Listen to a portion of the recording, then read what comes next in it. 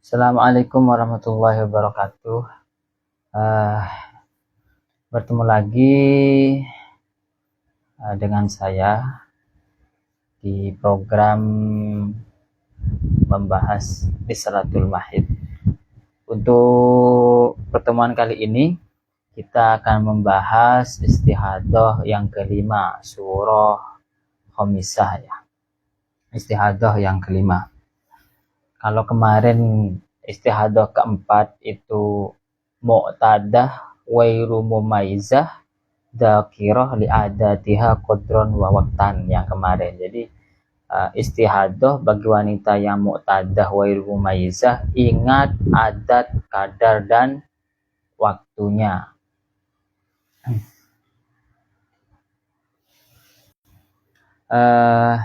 Untuk pertemuan kali ini kita akan membahas tetap mu'tadah wairu mumaizah sama, cuman kali ini yang nasiyah li'adatiha qadron wa waqtan, yang lupa kadar adatnya, yang lupa adatnya, kadar dan waktu.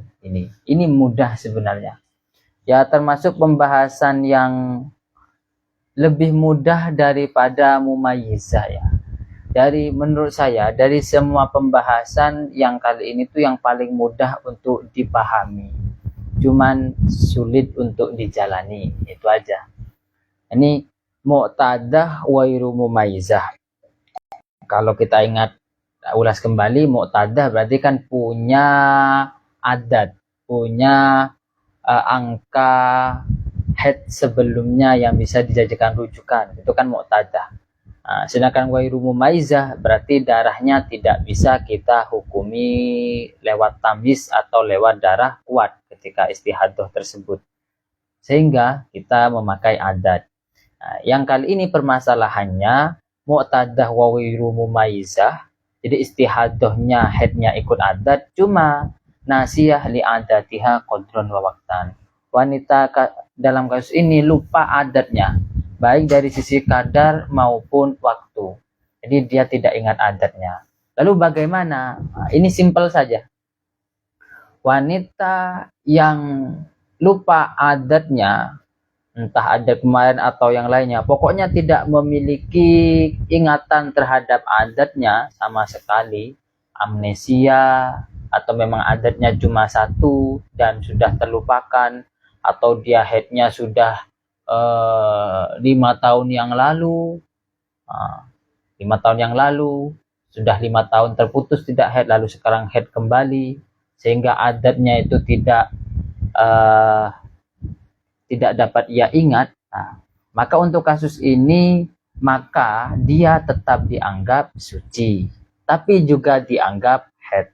Jadi ketika ada wanita istihadah model ini, contoh ya, hari pertama atau tanggal 1 lah, tanggal 1 sampai tanggal 25 keluar darah warnanya merah semua darahnya, atau darahnya itu campur-campur sehingga tidak memenuhi kriteria tamyiz ya, merah, pagi hitam, siang merah lagi, malam hitam lagi, sehari itu kuat terus memudar, esok kuat lagi memudar lagi, jadi warnanya itu bercampur-campur, tidak memenuhi kriteria tamyiz. Maka ini kan nanti harusnya pakai adat, tapi karena dia lupa adatnya, tidak bisa dia hukumi menggunakan adat, juga tidak bisa ia hukumi menggunakan tamyiz, maka dia tidak punya hukum head yang paten, sehingga ulama mengistilahkannya dengan mutahayyirah,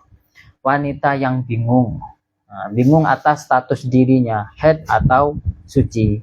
Atau bisa diartikan wanita yang membuat ulama bingung. Jadi ketika ditanya gimana hukumnya, ya membingungkan, karena pakai tamyiz darah kuat gak bisa, pakai adat gak bisa. Jadi hukumnya adalah wanita ini setiap hari dianggap head, juga setiap hari dianggap suci. Dalam arti di beberapa hukum kewajiban dia harus menjalankan, tapi di beberapa keharuman head juga harus dipatuhi.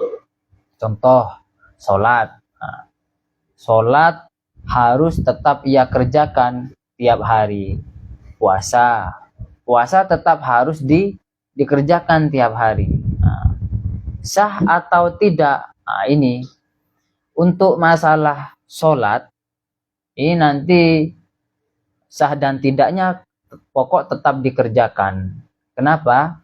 Karena sholat sah dan tidak kan tidak ada kewajiban qodok kalau memang sedang haid. Tapi kalau ternyata dia dianggap suci, otomatis kan harus sholat. Makanya tiap hari harus sholat.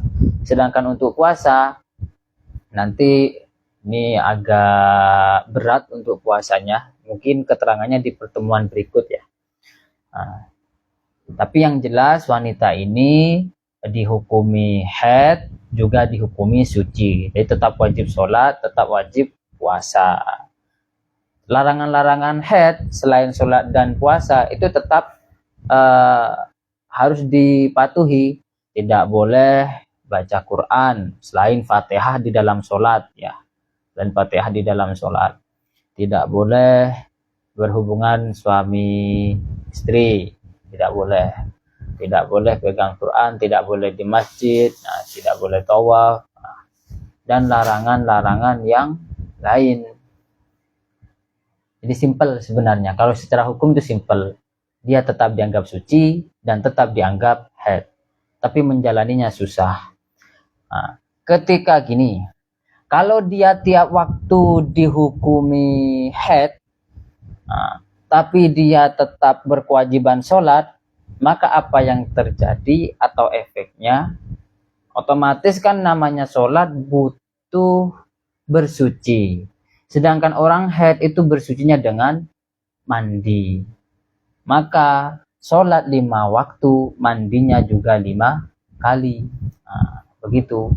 Setiap mau sholat dia harus mandi. Setiap mau sholat lagi dia harus mandi lagi. Kenapa demikian? Ya karena memang dia tidak bisa memberikan keputusan. Keputusan kapan dia suci, kapan dia tidak. Makanya untuk lebih berhati-hatinya, ya maka tetap sholat. Setiap sholat nanti harus mandi. Jadi sehari itu keramas 5 kali. Sehari keramas 5 kali. Kalau sakit ya udah jatahnya itu berarti kebanyakan keramas. Ya, nanti potong rambut aja biar gak. Nah kalau potong rambut juga susah juga. Kalau secara fikih potong rambut ketika haid itu sebenarnya tidak kena beban apapun. Karena anggota yang sudah terputus ya sudah.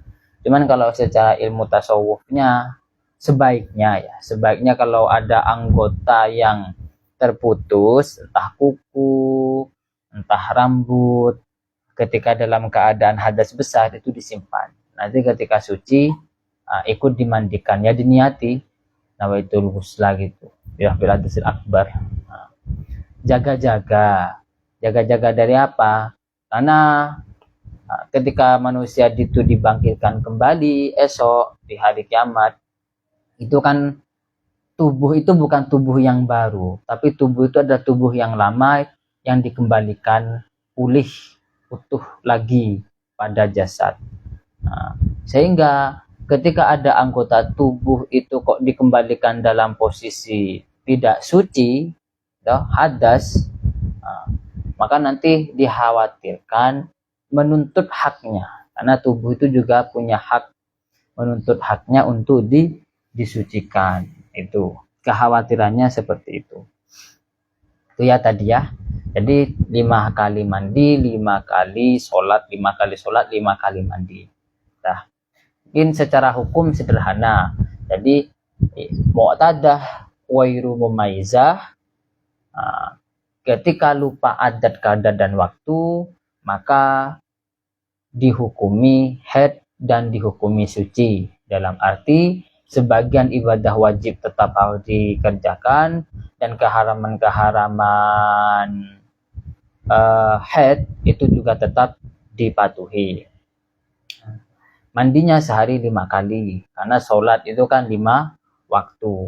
Nanti kalau dia punya nadar ya mandi lagi. Kalau nadarnya itu membutuhkan suci. Kalau nadar sedekah kan nggak perlu suci. Tapi kalau nadarnya dia mau nadar sholat ya harus wajib mandi lagi. Gitu. Kecuali begini, tadi kan lupa kadar adat dan waktunya. Ada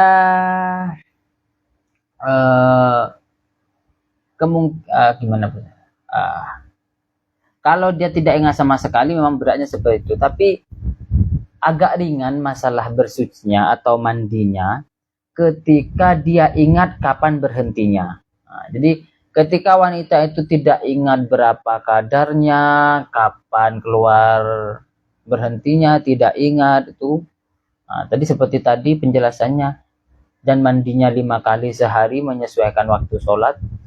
Tapi ketika dia ingat head sebelumnya itu berhentinya maghrib lah, andaikan ya. Kalau di kita itu terbenamnya matahari, maghrib. Kalau dia punya ingatan seperti itu, maka kewajiban mandinya itu dikembalikan ke adat itu. Jadi berarti dia punya satu ingatan bahwasannya dia sucinya itu ketika maghrib. Meskipun nggak tahu sucinya itu di hari keberapa, dari head berapa hari, nggak ingat. Cuman ingat kalau sucinya itu maghrib. Berarti itu menjadi acuan untuk mandinya. Jadi mandinya nanti setiap maghrib. Mandinya setiap maghrib, sehari 1 kali saja. Kenapa? Ya karena secara adat dan kemungkinan yang bisa diambil sucinya itu adalah waktu maghrib. Untuk sholat-sholat yang lain, isya, terus subuh, ya duhur, asar, ini cukup wudhu. Itu demikian penjelasan tentang istihadah yang kelima ya.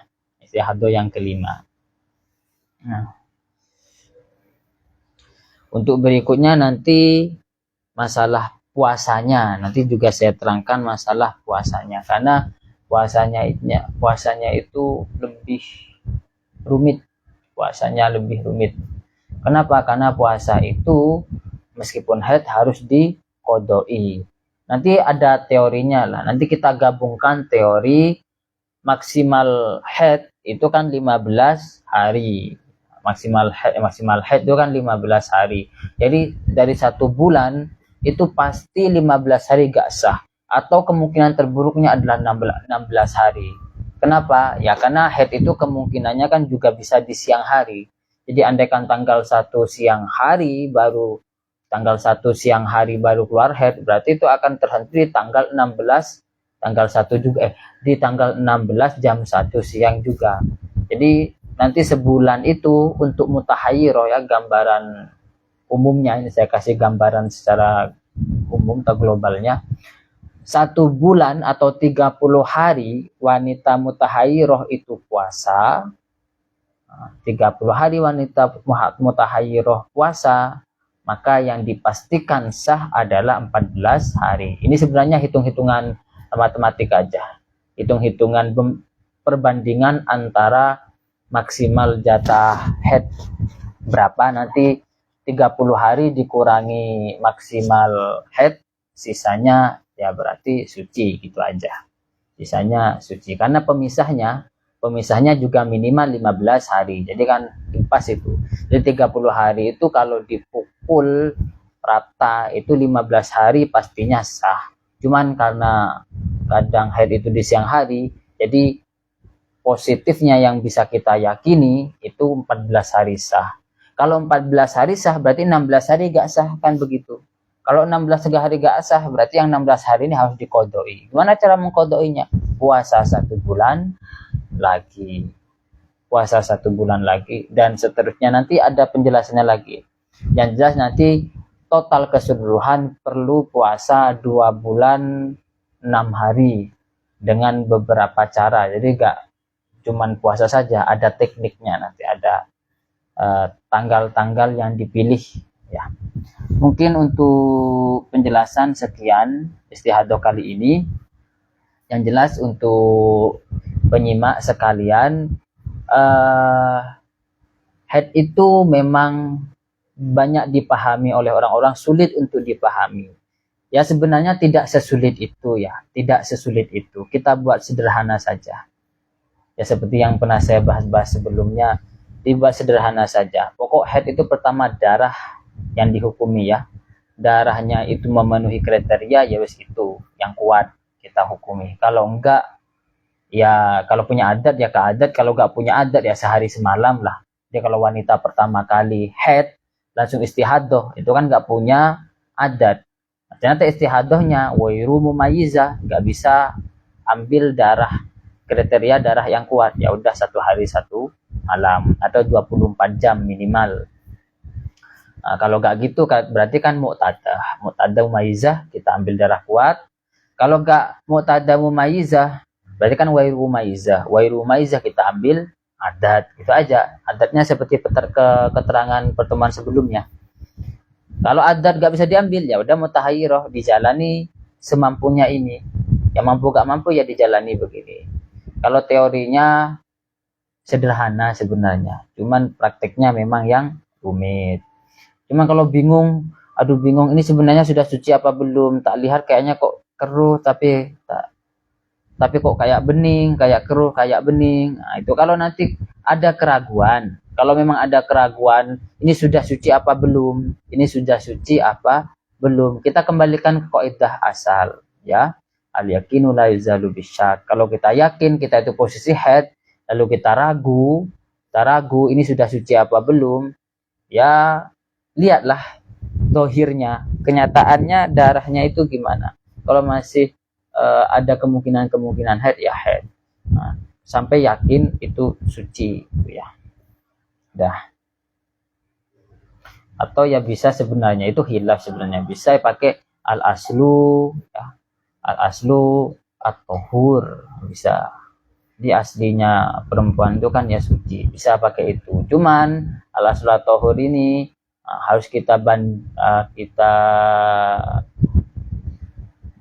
perkuat dengan ad-dhahir ya. Ad-dhahir itu yang terlihat, ad-dhahir yang terlihat itu ada darah apa tidak.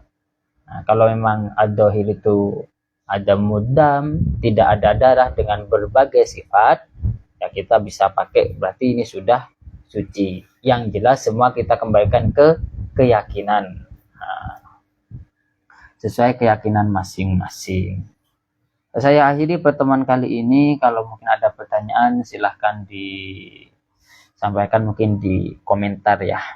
Nanti kalau sempat saya jawab. Wassalamualaikum warahmatullahi wabarakatuh.